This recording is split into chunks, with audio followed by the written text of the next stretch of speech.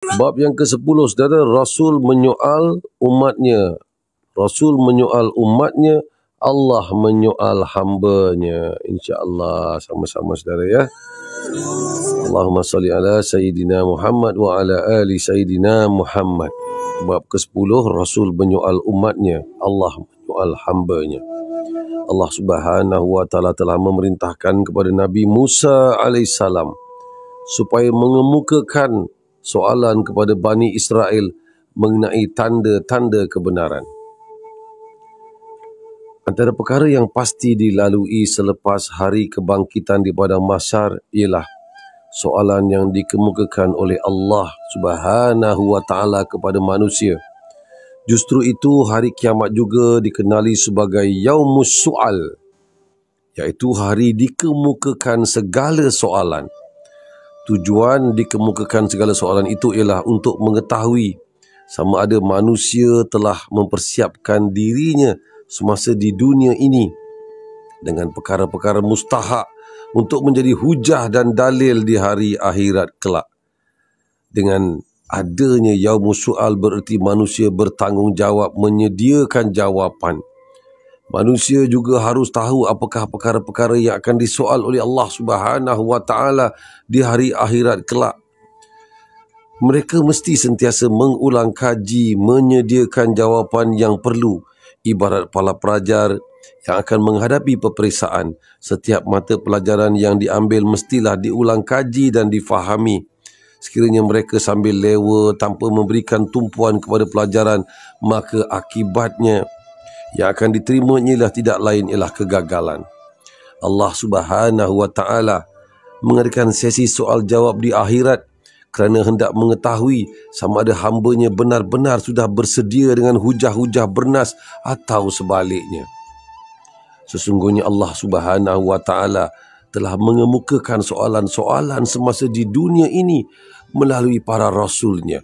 Tujuannya ialah untuk mengajar manusia bahawa mereka mempunyai keupayaan menyediakan hujah sebagai menjawab soalan-soalan itu. Contohnya, melalui firman Allah Subhanahu wa ta'ala yang bermaksud, tanyakanlah kepada Bani Israel, berapa banyakkah tanda-tanda kebenaran yang nyata yang telah kami berikan kepada mereka.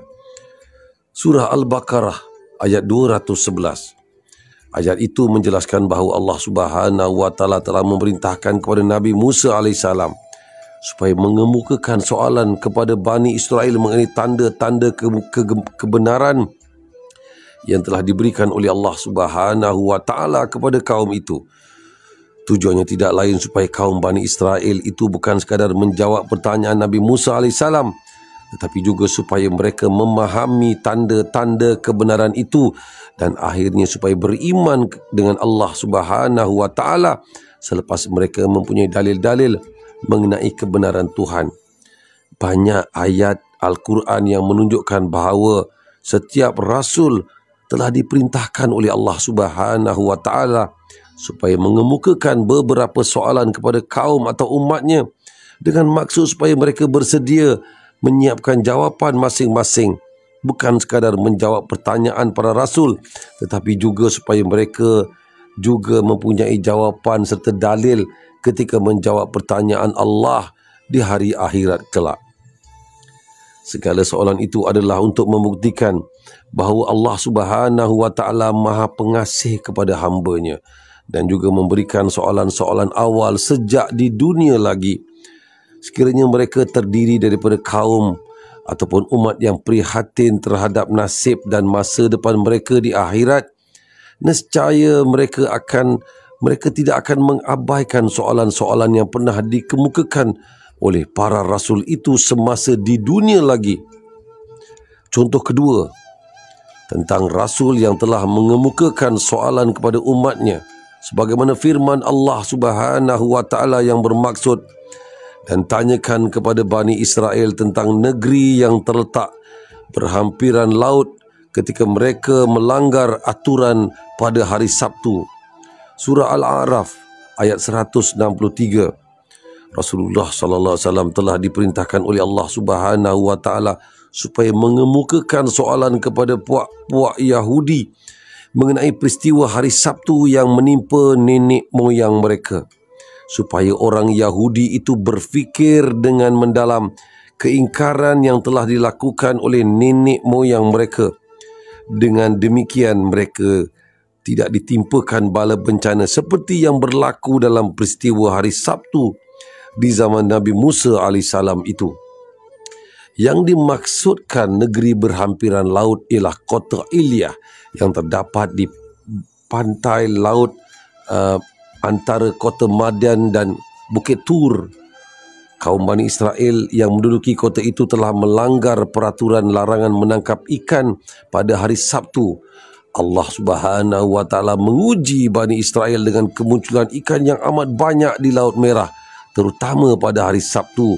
Tetapi pada hari itu, Nabi Musa melarang kaumnya menangkap ikan.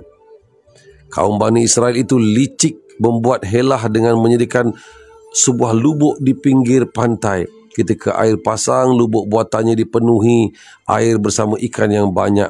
Setelah ikan-ikan masuk ke dalam lubuk, mereka tutup dan lorong masuknya. Keesokan harinya, kaum Bani Israel itu menangkap ikan-ikan yang telah terperangkap dalam lubuk itu.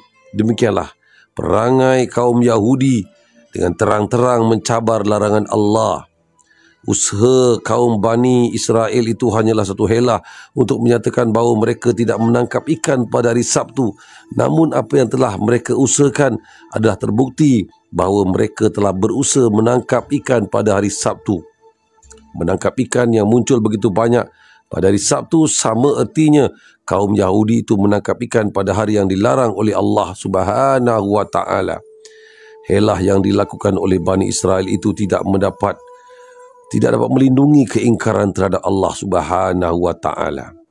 Persoalan itu yang telah dikemukakan oleh Nabi Musa AS kepada kaum Bani Israel dengan tujuan supaya mereka menginsafi kesalahan yang pernah mereka lakukan. Soalan Nabi Musa AS itu tentunya amat berguna kepada orang-orang yang bersedia mengakui kesalahan diri mereka. Walau bagaimanapun, kaum Bani Israel adalah satu kaum yang keras kepala, tidak mudah tunduk dengan peraturan yang dibawa oleh Nabi mereka. Sikap mereka itu telah didedahkan oleh Allah Subhanahu wa Ta'ala melalui firman-Nya yang bermaksud, sesungguhnya telah kamu ketahui orang-orang yang melanggar antaramu pada hari Sabtu. Lalu kami berfirman kepada mereka, jadilah kamu kera yang hina.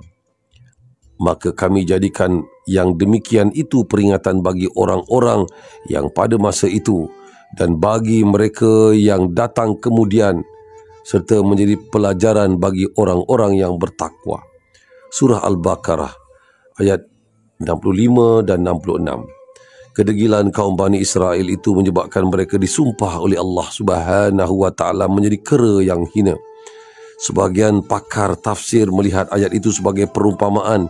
Artinya hati mereka mempunyai hati kera ataupun berperangai seperti kera. Kera adalah sejenis binatang yang tamak. Walaupun perut mereka sudah kenyang, namun makanan terus disumbat ke dalam mulut mereka. Mereka sumbatkan ke ruang mulut di sebelah kanan dan sebelah kiri.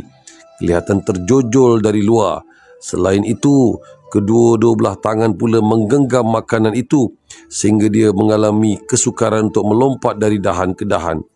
Demikianlah kaum Bani Israel yang disumpah oleh Allah Subhanahu wa Ta'ala menyerupai kera yang tamak. Kerana sikap mereka yang tamak menyebabkan tidak sudi menerima nasihat dan peringatan dari Nabi Musa AS. Sementara pendapat jumhur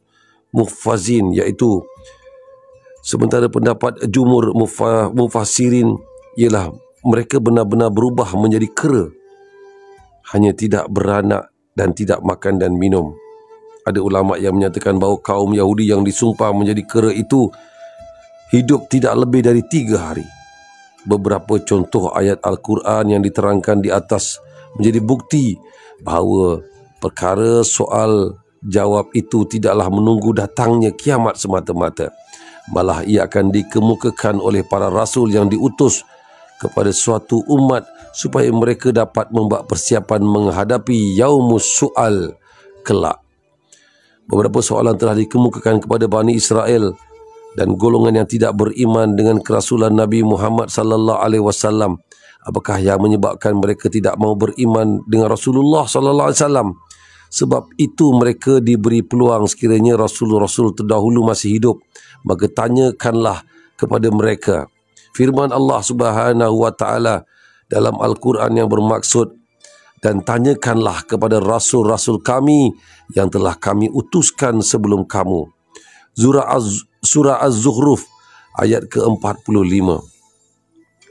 Mereka dicabar supaya bertanya kepada Rasul-Rasul terdahulu, kerana Rasul-Rasul terdahulu telah menyatakan tentang kerasulan yang terakhir, iaitu Nabi Muhammad sallallahu alaihi wasallam. Sekiranya sesuatu kaum itu mengaku sebagai pengikut Rasul-Rasul yang terdahulu, tidak sepatutnya mereka tidak beriman dengan apa yang dikabarkan oleh Rasul mereka. Nabi Isa AS pernah memberitahu kaum Bani Israel seperti yang dinyatakan oleh firman Allah Subhanahu wa taala dalam Al-Quran yang bermaksud, dan ingatlah ketika Isa putera Maryam berkata, "Hai Bani Israel, sesungguhnya aku adalah utusan Allah kepadamu, membenarkan kitab yang turun sebelumku, iaitu Taurat, dan memberi kabar gembira dengan datangnya seorang Rasul yang akan datang sesudahku, yang namanya Ahmad, yakni Muhammad." Surah As-Saf ayat yang ke-6. Demikianlah soalan-soalan yang terdapat dalam Al-Quran bagi memberi peluang kepada kaum-kaum yang mengingkari Nabi Muhammad sallallahu alaihi wasallam sebelum datangnya kiamat, yang juga dikenali sebagai Yaumus Su'al. Allahumma salli ala Sayyidina Muhammad wa ala ali Sayyidina Muhammad. Selesai sudah.